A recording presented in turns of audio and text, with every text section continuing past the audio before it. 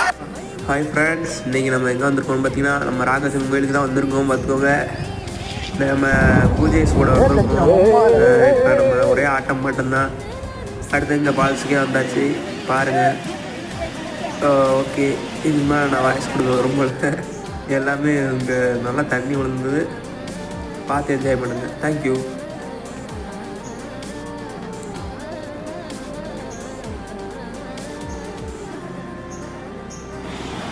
நல்லா குளிருங்க, நல்ல சரியான ஆழங்க, வேறு லெவலாக இருந்துச்சு.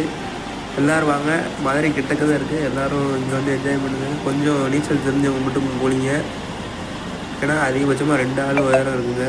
ஆழம் பார்த்து குளிங்க.